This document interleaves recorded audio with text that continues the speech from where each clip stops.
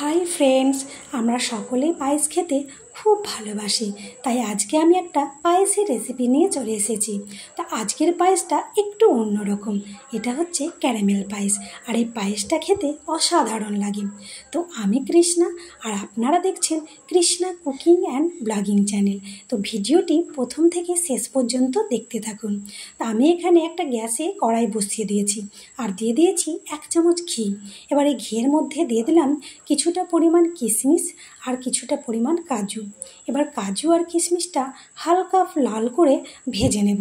তো আমি কাজু আর কিশমিশটা হালকা লাল করে ভেজে নিয়েছি। এবার একটা বাটির মধ্যে তুলে নেব। এবার এই কড়াইয়ে আমি দুধ দিয়ে দেব।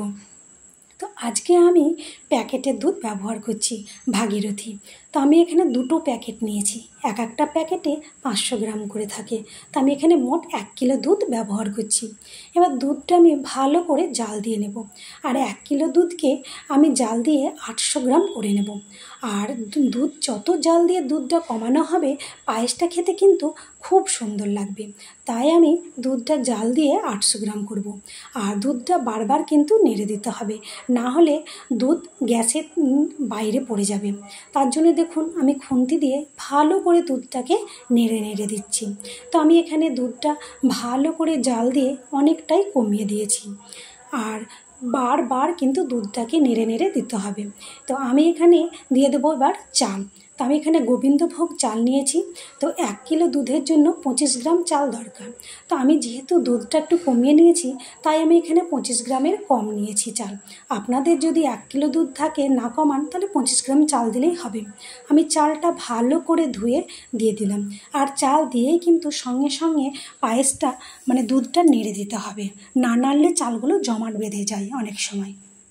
তো আমি এখন বারবার ভালো করে নেড়ে দিচ্ছি, আর দিয়ে দিলাম 4টে এলাচ আর 2টো তেজপাতা।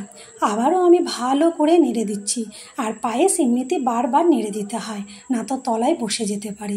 আর চালটা কিন্তু ভালো করে সেদ্ধ করতে হবে। ভালো করে সেদ্ধ না করলে খাওয়ার সময় মুখে শক্ত ভাব লাগলে পায়েসটা কিন্তু খেতে ভালো লাগবে না, আর মুখে মিলিয়েও যাবে না। তার জন্য ভালো করে সেদ্ধ করে নিতে হবে।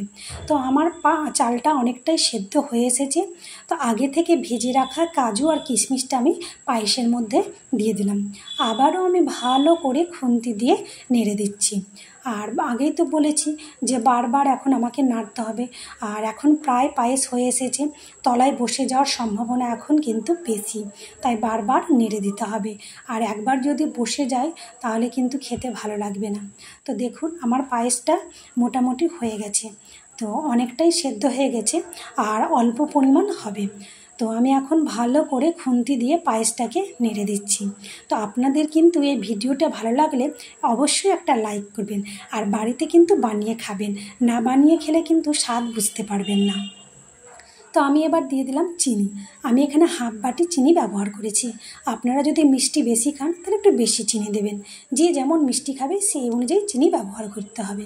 তো আমি এখানে আর একটা গ্যাসে একটা সসপ্যান নিয়ে নিয়েছি, আর দিয়ে দিয়েছি 4 চামচের 3 চামচ চিনি, আর একটু সামান্য পরিমাণ জল।